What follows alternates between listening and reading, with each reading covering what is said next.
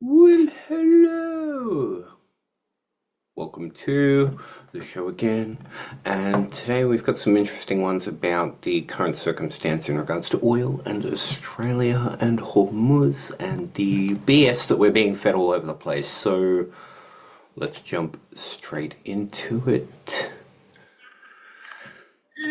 As I figure out how to do this again, I'm still learning how to do these things. Okay, yep. And then we have that one there.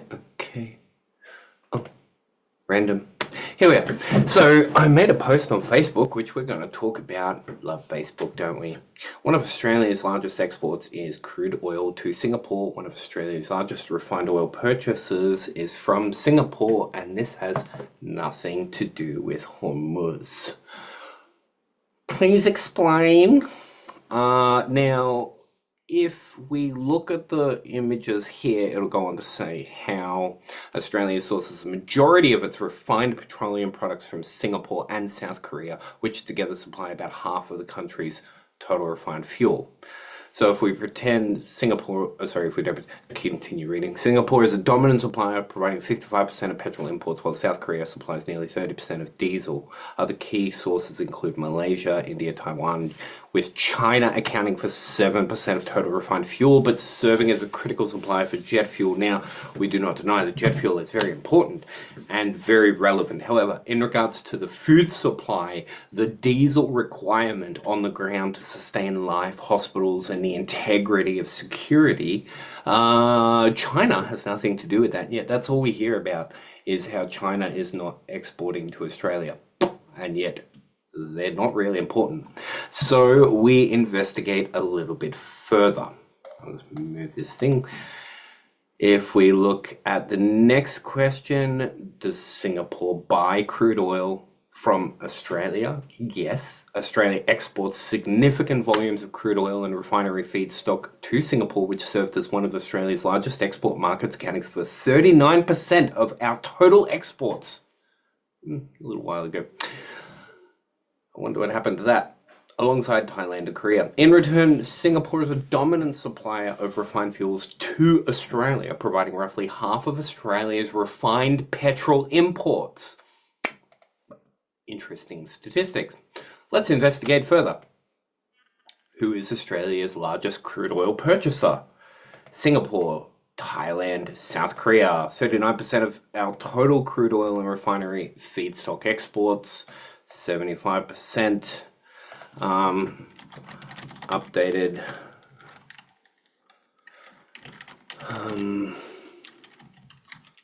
exports to Singapore in the 2020s. Let's see if we'll come out with anything there. You can see all of the references here as well. Okay, 2.26 billion worth crude oil. That's quite a bit. That in percentage of Australia's exports. See if it'll punch it out for us. And then, based on 2024 data, Singapore received crude oil exports from while the exact percentage of total Australian crude exports this represents is not directly available in the search results. Historical context shows that Singapore totally accounts for 39% back in there. So if we've lost from that, then that goes to show how incapable leadership has been since this period in time. Now, let's look further. How much of Australia's refined purchase, again, is about 50 to 55, and this is in 2025. Okay, so that's maintaining about the same. Singapore refines crude oil from Australia. Here we go. Yes, Singapore refines the crude oil from Australia. I wanted to ask this specifically because there was another question here. I can't remember, but I wanted to find out how much. I think that's a repeat of the yes, it actually refines. I'm trying to process here and get information on the capacity of Singapore to process crude oil, or I wanted to see if they were shipping it from Singapore to like Iran, getting them to refine it, and then sending it back to Singapore and then down to Australia. That's what I wanted to clarify. I didn't do a good job there.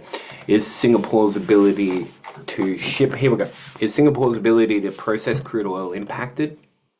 Yes, here we go. This is the interesting one. Singapore's ability to process crude oil is significantly impacted by the closure of Strait of Hormuz. That's approximately 70% of its crude oil imports transit this choke point. Oh my god, so there must be a really big reason why we're not in this, why we're in this shithole to begin with, because it's impacted by the Strait of Hormuz, except I didn't actually ask if it was in relation to Australia. So we refined, is Singapore's ability to ship oil to Australia impacted by Hormuz? Yes, apparently Singapore's ability to ship to Australia is significantly impacted by the closure of Strait of Hormuz.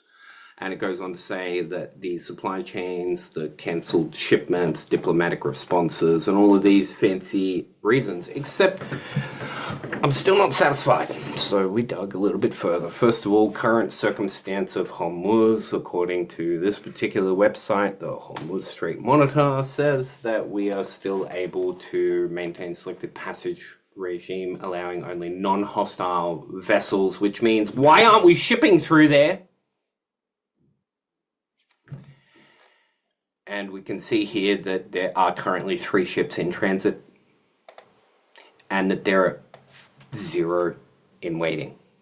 So this is an issue, because if we're not lining up to get fuel, what the fuck are we doing? Excuse my Australian.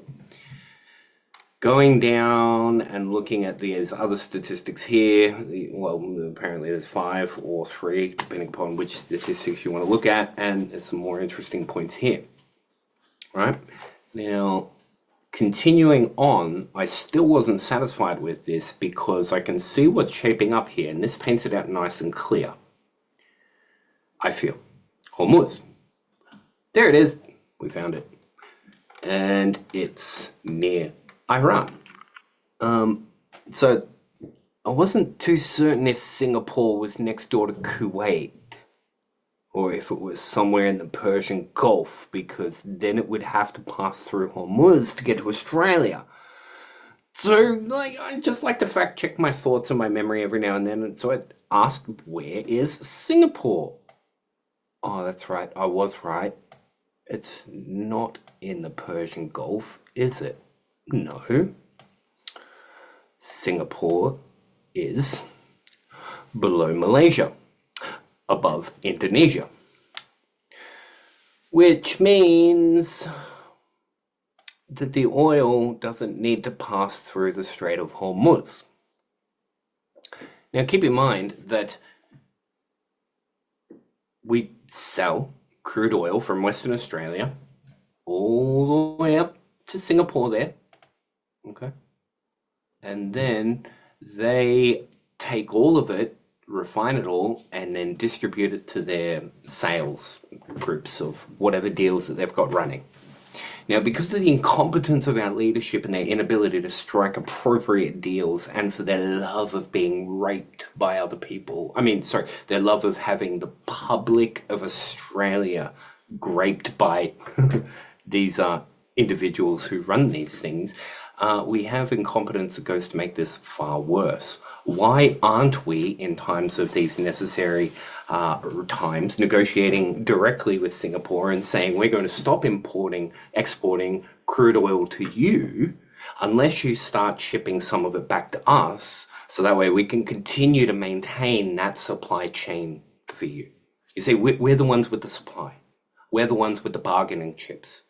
There's nothing that they can do without the crude oil. So we've got the bargaining chip here with incompetent leadership that goes to show that they don't know how to handle these matters. And in fact, they don't even not know how to handle these matters. They seem to be deliberately framing all of this as a way to implement control tactics all over the place, from digital IDs to CBDCs and the rest of it. Now, these are considered to be conspiracies. Yes, however, the definition of a conspiracy is what? Define conspiracy. Because conspiracy is not equivalent to not real. Okay? An agreement to perform together an illegal, wrongful, or subversive act. Okay? In law, it's an agreement between two or more persons to commit a crime or accomplish a legal purpose through illegal action.